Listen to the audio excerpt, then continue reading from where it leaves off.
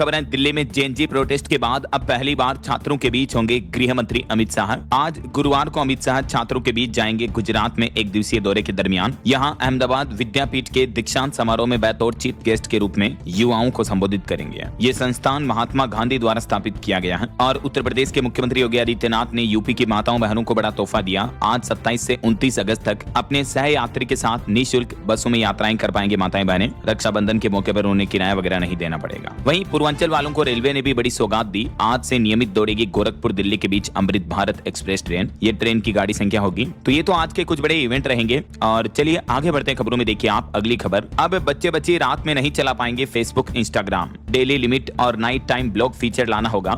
Meta company पर अमेरिकी court ने 1.5 लाख करोड़ रुपए का जुर्माना लगाया और ये आदेश दिया कि मेटा को अब फेसबुक इंस्टाग्राम पर वॉच टाइम कम करने के लिए डेली लिमिट और नाइट टाइम ब्लॉक जैसे फीचर लाने होंगे ताकि बच्ची फेसबुक इंस्टाग्राम के एडिक्टेड ना रहें ऐसा। और वहीं टेक जगत से देखिए, बिल गेट्स बोले कि इंसान अभी एआई के लिए तैयार नहीं है। आर्टिफिशियल इंटेलिजेंस से साइबर अटैक और डीप फेक का खतरा बढ़ेगा और युवाओं को शुरुआती मौके भी नहीं मिलेंगे। माइक्रोसॉफ्ट के को फाउंडर बिल गेट्स ने टेक्नोलॉजी को लेकर ये बड़ी चेतावनी दी और कहा कि इंसान अभी एआई के लिए पूरी तरीके से तैयार ही नहीं है। एआई के आने के बाद कई खतरे बढ़ेंगे, जॉब मिलना, मौके मिलना बंद हो जाएगा। उन्होंने ये चेतावनी दी है। और एआई पर एक रिपोर्ट सामने आ रही कि अब एआई और इतना एडवांस पावरफुल होने जा रहा कि काम के हिसाब से अपना खुद का मॉडल चुनेगा एआई सिस्टम। गति बढ़ाने, खर्च घटाने के लिए ऑटोमेटिक काम बांटने की नई टेक्नोलॉजी लाई जा रही है जिससे एआई कंपनियों का खर्च 2/3 तक कम हो जाएगा। एंथ्रोपिक कंपनी अपने क्लाउड एआई में इस तरह का एडवांस मॉडल लाने पर प्लान कर रही है। चलिए सोना चांदी के भाव पर खबर आ रही कि चांदी 1111 रुपए बढ़कर अभी 2,43,000 रुपए प्रति किलो पहुंच चुकी है। वैसे इसी साल 2026 में देखा जाए तो चांदी 13,000 रुपए तक महंगी हो चुकी है, जबकि सोना इस साल 2026 के शुरुआती दिनों से लेकर अब तक 704 रुपए की गिरावट में है। अभी 1,61,000 रुपए प्रति 10 ग्राम गोल्ड का प्राइस चल रहा है। बाकी अलग अलग कैरेट के हिसाब से रेट लिस्ट आप देख ही सकते हैं स्क्रीन पर। वैसे दोस्तों आने वाले समय में सोना और महंगा हो सकता है। इसको लेकर लेटेस्ट रिपोर्ट आ रही कि गोल्ड में फिर से ऐतिहासिक उछाल देखने को मिल सकता है, क्योंकि जनवरी की तरह गोल्ड की सुपर साइकिल वापस शुरू हो चुकी है। तो केडिया एडवाइजरी के डायरेक्टर अजय केडिया ने कमोडिटी बाजार को लेकर ये नई भविष्यवाणी की है। उनका यह मानना है कि सोने की कीमतों में फिर से ऐतिहासिक उछाल देखने को मिल सकता है, क्योंकि कमोडिटी मार्केट के इंडेक्स में ये इस तरह का प्राइस पैटर्न बन रहा है जिसे ट्रेडिंग में कप एंड हैंडल पैटर्न कहते हैं। तो कहने का मतलब कमोडिटी में बड़ा बुलिश ब्रेकआउट देखने को मिल सकता है। इतनी और रैली हो सकती है आने वाले सालों में ऐसा।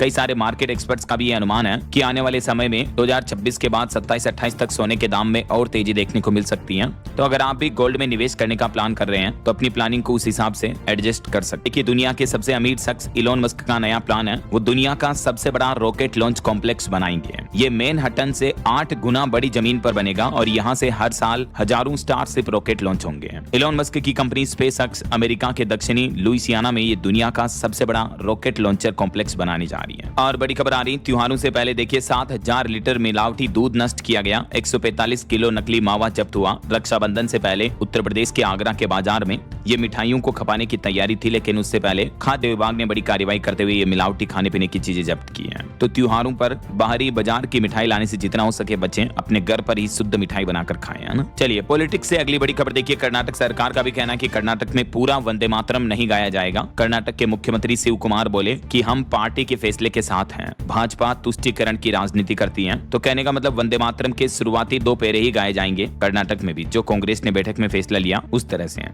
और एक अनोखी खबर देखिए दोस्तों, मध्य प्रदेश के ग्वालियर की घटना है। एक लड़के की कार पर गर्लफ्रेंड ने 3400 किस किए। लिपस्टिक के निशान से किसिंग कार बनाई और इसका वीडियो बनाकर सोशल मीडिया पर डाला। तो वीडियो को तो 55 लाख व्यूज मिल गए, लेकिन इस कार को सड़क पर चलाने के चलते पुलिस ने 5500 रुपए का चालान भी काट लिया, ट्रैफिक पुलिस ने।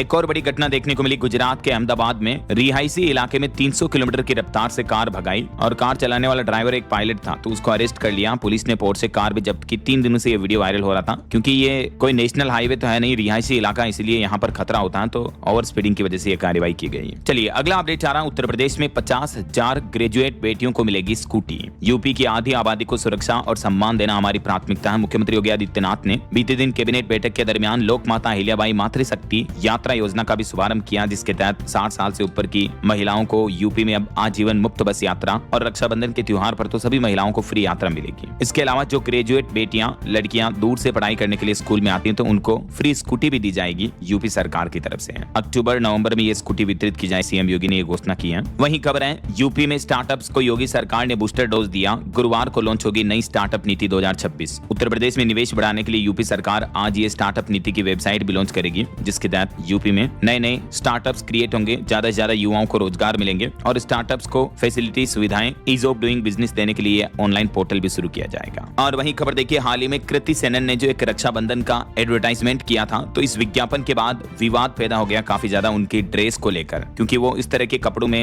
राखी बांधती हुई दिखती है एड में। तो इस विज्ञापन का कई लोगों ने विरोध किया कि ये भारतीय संस्कृति, भारतीय त्योहारों के कल्चर का सेंटिमेंट हर्ट कर रही है इस तरह की वेशभूषा। तो कपड़ों को लेकर ये कृति सेनन सोशल मीडिया पर भी काफी ट्रोल हुई थी। हालांकि राहुल गांधी ने एक्ट्रेस का समर्थन किया था, लेकिन अब ये कंपनी का कहना है कि लोगों को जो ये हर्ट हुआ, हमारा ये इंटेंशन नहीं था और इस एड को भी सोशल मीडिया से हटा दिया गया। हालांकि राहुल गांधी ने एक्ट्रेस कृति सेनन को इस मामले में सपोर्ट किया था। वो बोले कि महिलाओं की ऑनलाइन पुलिसिंग गलत है। राखी एड में रिवीलिंग ड्रेस पहनने पर कंगना रनौत ने भी ट्रोल किया था। चलिए अगली खबर देखिए, गृह मंत्री अमित शाह बोले कि देश कोई धर्मशाला नहीं है, यहाँ रहने का अधिकार सिर्फ भारतीय नागरिकों को है, घुसपैठिए भारत की सुरक्षा के लिए खतरा है। अमित शाह ने बीते दिन एक कार्यक्रम को संबोधित करते हुए जो अवैध घुसपैठिए बांग्लादेशी वगैरह भारत में रहते हैं उनको लेकर ये बातें कही। वहीं खबर है, चुनाव आयोग अब नई पीढ़ी को यानी हमारे देश के जेन जी युवाओं को भी चुनावी प्रक्रिया से जोड़ेगा। 2029 लोकसभा चुनाव से पहले जेन जी और जेन अल्फा के लिए अलग से चुनावी क्लब बनाए जाएंगे। जी हाँ, खुद इलेक्शन कमीशन की तरफ से ये प्लान किया गया है और इस प्लानिंग के पीछे चुनाव आयोग का मकसद है उन्हें जागरूक वोटर बनाना है, जो चुनावी प्रक्रिया से अच्छी तरीके से परिचित हों और भविष्य में लोगों को जागरूक करने वाले अभियानों की अगुवाई कर सके। ऐसा अभी आंकड़ों के मुताबिक हमारे देश में 18 से 26 साल की उम्र के तकरीबन 15 करोड़ लोग हैं जो कि जेन जी वोटर्स हैं। ऐसा और अगली खबर देखिए, रक्षा क्षेत्र में भारत की बड़ी उपलब्धि। भारत ने वाहक 6 मल्टी ड्रोन मदरशिप सिस्टम तैयार किया, जो कि बिना जीपीएस के हमला कर सकता है दुश्मनों पर। सर्च, डिटेक्ट से लेकर डिस्ट्रॉय तक सेना की मदद करेगा ये। तो इससे इंडियन आर्मी की ताकत और बढ़ेगी। इस सिस्टम में हवा में एक साथ कई ड्रोन तैनात किए जा सकते हैं। भारत की रक्षा क्षमता मजबूत करने के लिए स्वदेशी वाहक 6 मल्टी ड्रोन मदरशिप प्रणाली विकसित की गई है और जल्दी इसे सेना को सौंपने की तैयारी भी की जा रही है। इस वाहक 6 की और क्या क्षमताएं और खासियत होगी देख सकते हैं आप। वैसे अभी एक दिन पहले रक्षा मंत्री राजनाथ सिंह ने एक और बड़ा अनाउंसमेंट किया कि अब हमारे देश में निजी कंपनियां यानी प्राइवेट सेक्टर की कंपनियां भी देसी घातक मिसाइलें बना पाएगी और डीआरडीओ खुद उन प्राइवेट कंपनियों को रक्षा तकनीक ट्रांसफर करेगा ताकि सेना को समय पर ज्यादा हथियारों की सप्लाई मिल पाए। ऐसा चलिए अगली खबर देखिए, अभी आरएसएस प्रमुख मोहन भागवत अमेरिका के न्यूयॉर्क दौरे पर गए हुए हैं और 29 तारीख को मेडिसन स्क्वायर में कार्यक्रम होगा। न्यूयॉर्क के मेयर ममदानी बोले कि आरएसएस की रैली को समर्थन नहीं देते, हम बांटने वाली विचारधारा का विरोध करते हैं। दरअसल मोहन भागवत अभी 3 देशों के दौरे पर हैं। पहले दौरे के दरमियान न्यूयॉर्क पहुंचे तो अमेरिका के बाद वो कनाडा और ब्रिटेन भी जाएंगे। आरएसएस के 100 साल पूरे होने के मौके पर यह कार्यक्रम में शामिल होंगे। और अगली खबर देखिए दोस्तों, एक बड़ी घटना देखने को मिली। मध्य प्रदेश उज्जैन महाकाल मंदिर में कुछ कांवड़ियों ने हंगामा कर दिया, दान पेटियों पर चढ़ गए, बैरिकेडिंग तोड़कर नंदी हॉल में घुसे। इस दरमियान भगदड़ मच गई, 4 पुलिस कर्मी भी घायल हो गए, कईयों के पेट सिर में चोट भी लगी है। इस मामले में 30 लोगों पर एफआईआर दर्ज की गई है। बताया जा रहा है कि ओंकारेश्वर से आए कांवड़ियों ने यह हंगामा किया। तो कहीं न कहीं मर्यादा का ध्यान रखना चाहिए हमें, ऐसे धार्मिक स्थलों पर कभी भगदड़ नहीं मचानी चाहिए। और अगली खबर देखिए, महाराष्ट्र के आदिवासी हॉस्टल में अब 30 साल की उम्र सीमा खत्म कर दी गई है। पिछले 13 दिन से इस मुद्दे को लेकर आंदोलन कर रहे थे और इस मामले पर महाराष्ट्र पुणे में राहुल गांधी के कार्यक्रम में भी मुद्दा उठा था।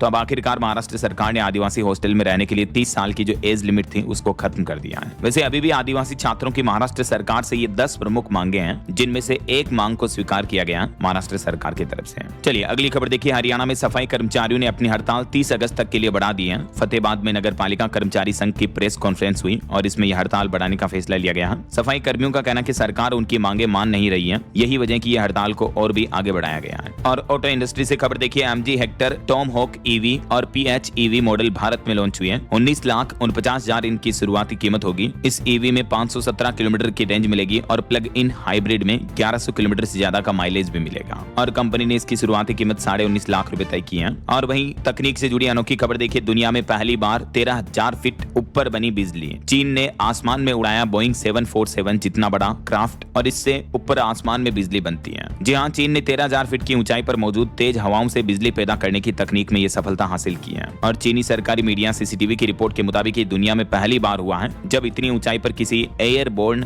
विंड एनर्जी सिस्टम को उड़ाकर बिजली बनाई गई हो। ये प्रोटोटाइप की तस्वीरें भी आप देख सकते हैं। बताया जा रहा है कि इससे 9,000 मीटर की ऊंचाई पर 35 पैसे प्रति यूनिट में बिजली बनेगी। जमीन पर बिजली पैदा करने के मुकाबले काफी कम खर्च आएगा। मतलब चाइना की तकनीक में पहुंच देखिए। तो ये एक तरह से पवन चक्की जो होती है विंड मिल, उस तरह का ही सिस्टम है, लेकिन क्योंकि ऊंचाई पर हवा ज्यादा आती तो इससे बिजली प्रोडक्शन और ज्यादा होगा ऐसा। और मोबाइल स्मार्टफोन लॉन्चिंग पर खबर है दोस्तों, रियलमी का नया P4S 5G स्मार्टफोन लॉन्च हुआ। 8000 mAh की बैटरी मिलेगी इसमें और 144 गीगाहर्ट्ज डिस्प्ले मिलेगा। शुरुआती कीमत 34,999। वहीं देश भर के करोड़ों स्टूडेंट्स के लिए अच्छी खबर है। 1 करोड़ से भी ज्यादा छात्रों को मिलेगी फ्री कोचिंग। JEE से लेकर नीट और UPSC तक की परीक्षाओं के लिए सरकार ने प्लान तैयार कर लिया है, ताकि गरीब और मिडिल क्लास बच्चों को भारी भरकम कोचिंग इंस्टीट्यूट की फीस ना देनी पड़े। यही वजह है कि केंद्र सरकार ने यह अभियान शुरू किया है। तो इस महत्वाकांक्षी योजना के अंतर्गत 12वीं तक के स्कूलों, कॉलेजों और ग्रामीण क्षेत्रों में CSE यानी कॉमन सर्विस सेंटर्स को सीधे डिजिटल नेटवर्क से जोड़ा जाएगा और शुरुआत में इन परीक्षाओं के लिए कोचिंग सिस्टम शुरू होने जा रहा है। तो आगामी फरवरी में होने वाली JEE मेन से पहले इस सिस्टम को लॉन्च करने की तैयारी कर रही है केंद्र सरकार। बहरहाल अभी तो अपन कुछ और महत्वपूर्ण और काम की खबरें देखेंगे दोस्तों, लेकिन फिलहाल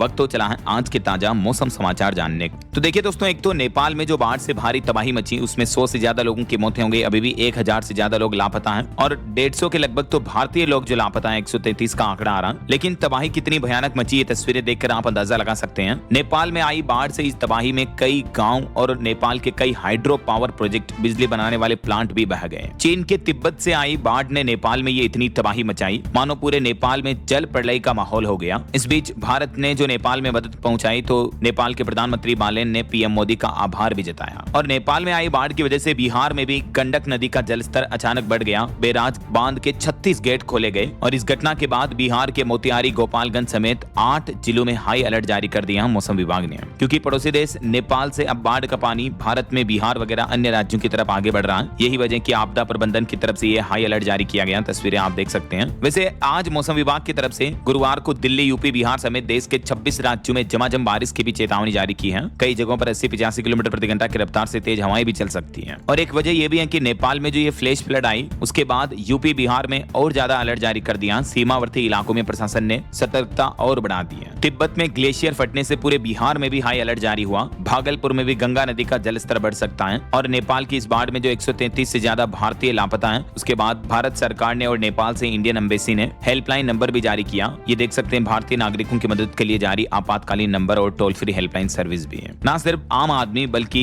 28 तो सुरक्षा कर्मी भी लापता हैं, जो पुलिस वगैरह की जवान की ड्यूटी पर थे। और भी नेपाल में आए इस जल सैलाब के कुछ 20 फोटो वीडियोस तस्वीरें आप देख सकते हैं। एक तो तिब्बत में 5 मंजिला इमारत भी गिरती हुई नेपाल में घुसी ये लहरें। तस्वीरें देखकर आप ये बाढ़ की भयावहता का अंदाजा लगा सकते हैं। कई तो पुल भी बह गए टूटकर इसमें और कई लोगों के घर, मकान, गाड़ी घोड़े वगैरह सब कुछ तबाह हो गया। और इस बीच एक बड़ी घटना देखने को मिली बिहार में। देखिए, 21 मजदूरों से भरी एक नाव भी पलट गई। उत्तर प्रदेश में भी कई डैम ओवरफ्लो हो रहे हैं। एक पुल भी डूब गया। मध्य प्रदेश के भी 21 जिलों में ऑरेंज अलर्ट है। चलिए हमारे देश में कुछ अलग अलग राज्यों की मौसमी स्थितियों पर नजर डालते हैं। सबसे पहले बात करें उत्तर प्रदेश की, तो देखिए आप UP में बहकर आए नेपाल से 5 हाथी भी। महाराजगंज, कुशीनगर में बाढ़ का हाई अलर्ट जारी हुआ। पुलिस वाले अनाउंसमेंट कर रहे हैं कि अपना सामान समेट लीजिए यहाँ आसपास के इलाकों में। ये DM की तरफ से हेल्पलाइन नंबर भी जारी किए गए हैं, क्योंकि उत्तर प्रदेश में भी बाढ़ का कहर काफी ज्यादा देखने को मिल रहा है। और इस बीच मौसम विभाग ने आज 27 अगस्त को भी UP के लगभग सभी 75 जिलों में बारिश का अलर्ट जारी कर रखा है। UP के बाद अब देखिए छत्तीसगढ़ में आज भी भारी बारिश का अलर्ट रहेगा। कई इलाकों में बिजली गिरने का खतरा मंडराया हुआ है। बलरामपुर में एक बांध भी टूट गया, खेतों में भी पानी भर गया। वहीं पंजाब के भी 9 जिलों में बारिश के आसार रहेंगे। चंडीगढ़ में बादल छाए रहेंगे। आज, कल और परसों 27, 28, 29 अगस्त तक पंजाब के इन जिलों में बारिश की चेतावनी है। मध्य प्रदेश में भी देखिए एक जगह पिता पुत्र डूब गए। निवाड़ी में एक मासूम बच्ची भी बह गई। अरंकटक में गायत्री सरोवर में एक बच्चा डूब गया। और MP के अभी भी कई जिलों में आज भी भारी बारिश का अलर्ट रहेगा। मध्य प्रदेश के इन उत्तरी जिलों में येलो चेतावनी है। कल 28 अगस्त तक भी बारिश की चेतावनी रहेगी। और राजस्थान की बात करें तो मौसम विभाग का कहना है कि आज 27 अगस्त से राजस्थान में बारिश का दौर फिर से तेज होगा। 6 जिलों में अलर्ट है। बीते दिन भी राजधानी जयपुर समेत 3 जिलों में बरसात देखने को मिली। बिशलपुर बांध में 4 सेंटीमीटर पानी आया। कोटा में नोनेरा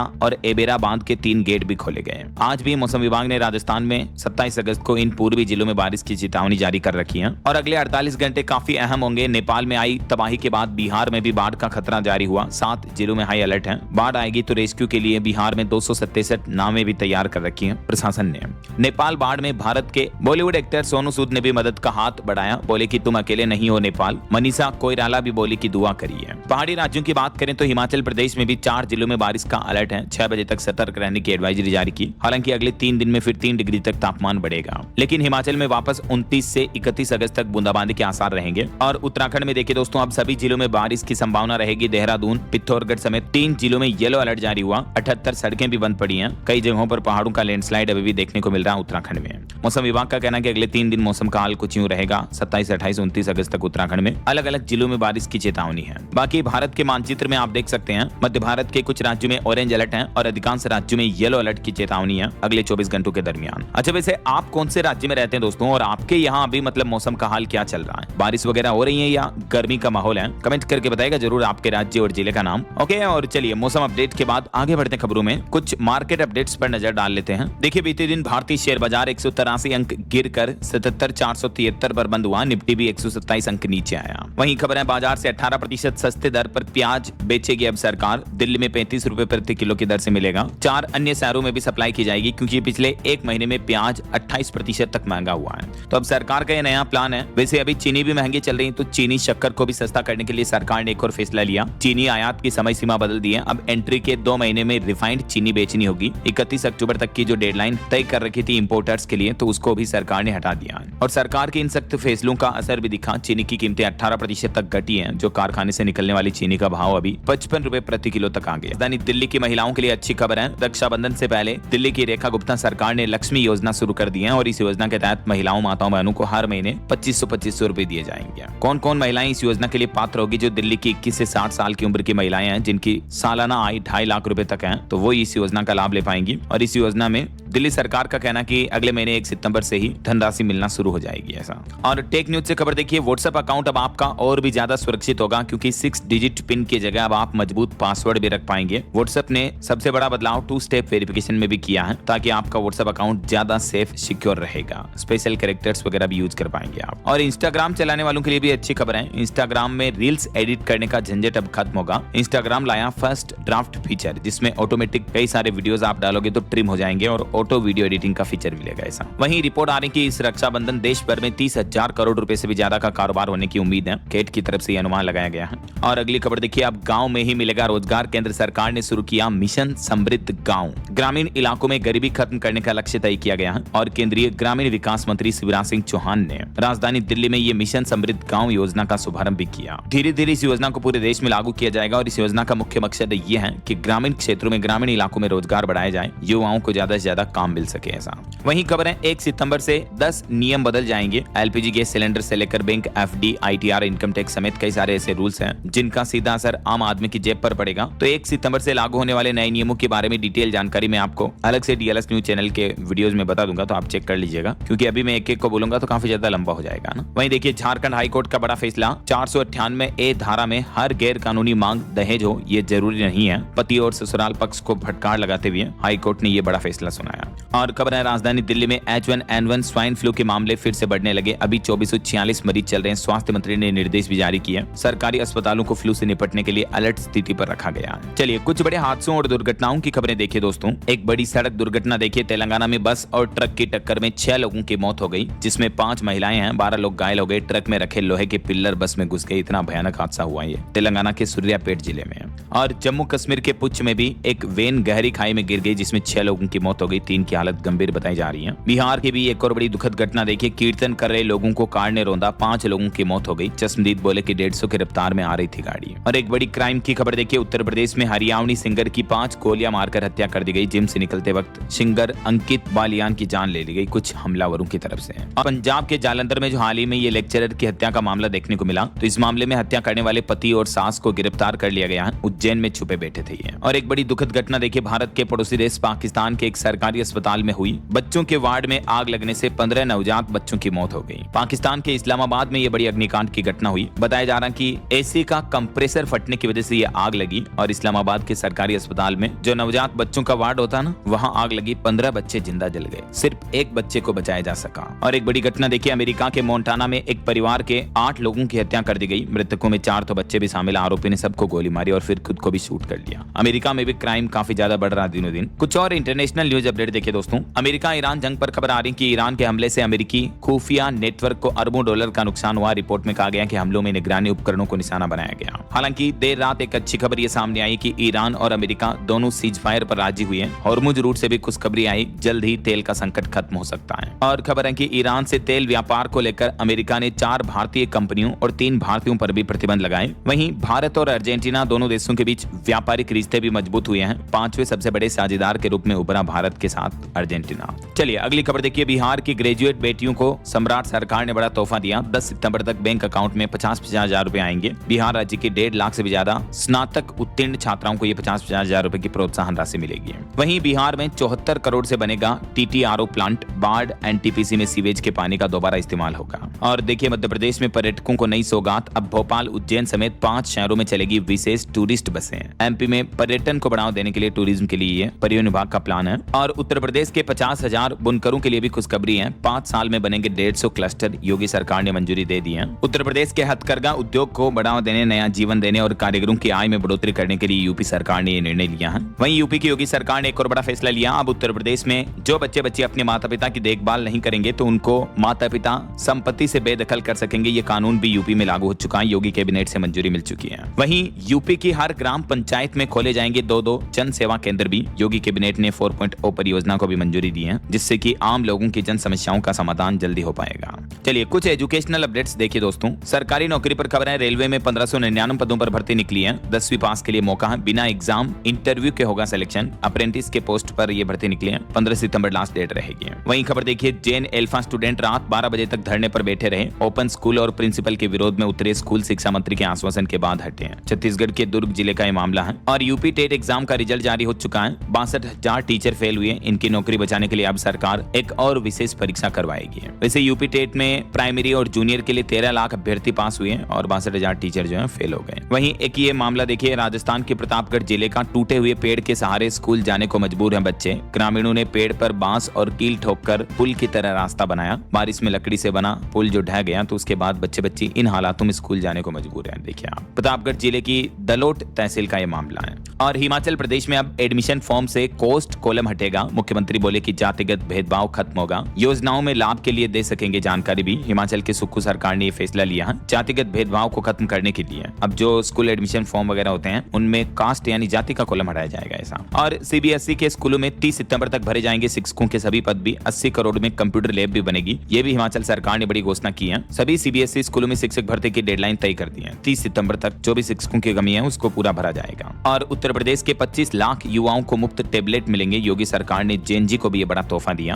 वहीं देखिए, नीति आयोग की एक रिपोर्ट सामने आ रही है कि हमारे देश में 15 से 29 आयु वर्ग के 8 करोड़ से भी ज्यादा युवा तो ऐसे हैं जो न तो पढ़ाई कर रहे हैं, न ही उनके पास कोई रोजगार है, जॉब है, न काम धंधा है, कुछ भी नहीं है। 8.5 करोड़ से भी ज्यादा युवा, मतलब देखिए आप, ये खुद नीति आयोग भारत सरकार की ऑफिशियली चौंकाने वाली रिपोर्ट सामने आ रही है कि हमारे देश में बेरोजगारी का आलम क्या है। वहीं खबर देखिए, महाराष्ट्र में परीक्षा से 2 दिन पहले पहुंचा पेपर। MPSC ने रद्द की ड्रग इंस्पेक्टर भर्ती परीक्षा भी। देखिए, पेपर लीक की घटनाएं अभी भी रुकने का नाम नहीं ले रही है। और महाराष्ट्र में 29 अगस्त से भूख हड़ताल की चेतावनी दी है मनोज जरांगे ने। अनशन से पहले सरकार ने बढ़ाया समिति का कार्यकाल भी। मराठा आरक्षण की मांग को लेकर एक बार फिर से इन्होंने हड़ताल का आह्वान किया है। और एक रिपोर्ट सामने आ रही कि आज के समय घर खरीदना बना भारतीयों की नई प्राथमिकता। 31% भारतीय लोग 5 साल में अपना खुद का आशियाना, खुद का घर बनाना चाहते हैं। और महंगाई पर बड़ी खबर आ रही, देखिए अरहर की दाल पर महंगाई की मार, कीमतें 27% तक बढ़ी। घरेलू मंडियों में न्यूनतम समर्थन मूल्य के पार निकले दाल के दाम। वहीं जापान दौरे के दौरान वाणिज्य मंत्री पीयूष गोयल ने कुछ बड़ी घोषणाएं की। भारत में सेमीकंडक्टर फैक्ट्री लगाना आसान होगा। विदेशी कंपनियों के लिए भी सरकार की तरफ से उन्हें सब्सिडी स्कीम वगैरह दी जाएगी। और भारत के विदेश मंत्रालय का कहना है कि भारत ने नस्लीय भेदभाव को लेकर UN की रिपोर्ट खारिज की। कहा कि यह राजनीति से प्रेरित और दुर्भावनापूर्ण है। वहीं खबर देखिए, अरावली से आसमान तक भारत की ताकत बढ़ेगी। भारत और फ्रांस दोनों मिलकर बनाएंगे ताकतवर इंजन। 4000 SHP की ताकत से उड़ेंगे अब हेलीकॉप्टर। भारत फ्रांस दोनों देशों के बीच रक्षा क्षेत्र को लेकर यह साझेदारी हुई है। और हिमाचल प्रदेश में अब पंचायत की बैठकों में समिति सदस्यों को बुलाना अनिवार्य होगा। विभाग ने निर्देश भी जारी किए। वहीं छत्तीसगढ़ में मातृत्व अधिकार पर हाईकोर्ट ने अहम टिप्पणी की। कहा कि छुट्टी की कमी बताकर महिला कर्मचारी का लाभ नहीं रोक सकते हैं। और बड़ी खबर देखिए, मध्य प्रदेश में 20 रुपए प्रति किलो वाली चीनी पिछले 5 महीने से बंद है। जो राशन में सरकार चीनी देती है वो महंगी होने की वजह से अब बंद कर दी गई है। 14 लाख परिवार इससे प्रभावित हुए। केंद्र सरकार ने भी चीनी पर सब्सिडी बंद की है। वहीं पंजाब में सरकार ने राखी पर महिलाओं को तोहफा दिया। मामा धिया सत्कार योजना की तीसरी किस्त जारी होगी और 3 महीने के पैसे इस बार एक साथ मिलेंगे। तो इस योजना की किस्त इस बार 1 तारीख की बजाय 28 अगस्त को रक्षाबंधन के दिन ही दी जाएगी। ये पंजाब के मुख्यमंत्री भगवंत मान ने घोषणा की है। 1000 और 1500 रुपए महिलाओं महिलाओं को इस योजना के तहत मिलते हैं। वहीं देखिए, दिल्ली सरकार प्रशासनिक डेटा को बनाएगी AI रेडी। मुख्यमंत्री रेखा गुप्ता की अध्यक्षता में वर्कशॉप का आयोजन हुआ। नागरिक सेवाएं सुधारने पर जोर दिया गया। और बिहार सरकार की बड़ी घोषणा देखिए, महिलाओं के स्टार्टअप के लिए 2 लाख देगी सम्राट चौधरी सरकार। PhD फेलोशिप के लिए हर महीने 10,000 की मदद भी मिलेगी। और बिहार में 4700 पुलिस दीदियों को स्कूटी और बाइक भी दी जाएगी। रक्षाबंधन के मौके पर महिलाओं और बेटियों के लिए ये 8 बड़े फैसले लिए हैं बिहार सरकार ने। और बिहार में पुलिस दीदी करेंगे अब सुरक्षा अभियान ब्रिगेड का गठन भी हुआ है। और PhD करने वाली बेटियों के लिए ये फेलोशिप स्कीम की भी घोषणा की है बिहार सरकार ने। और बिहार की बेटी स्टार्टअप चैलेंज योजना के तहत भी बेटियों को अपना खुद का स्टार्टअप शुरू करने के लिए 50,000 से लेकर 2 लाख रुपए तक की सहायता राशि भी दी जाएगी। और LPG गैस उपभोक्ताओं के लिए एक अपडेट ये है कि LPG सिलेंडर के लिए eKYC की तारीख सरकार ने बढ़ा दी है। अब 31 अगस्त तक KYC करवा सकते हैं। आधार वेरिफिकेशन की डेडलाइन ये दूसरी बार बढ़ाई गई है। ओके, तो ये तो आज के कुछ इंपोर्टेंट अपडेट्स रहे। और अंत में दोस्तों, आज के राशिफल पर नजर डाल लेते हैं। देखिए, वृष राशि वालों को काम के लिए इनाम मिल सकता है और मीन राशि वालों का फंसा पैसा भी वापस आज जारी हो सकता है। बाकी और भी कुछ अलग अलग राशियों का राशिफल आप देख सकते हैं स्क्रीन पर।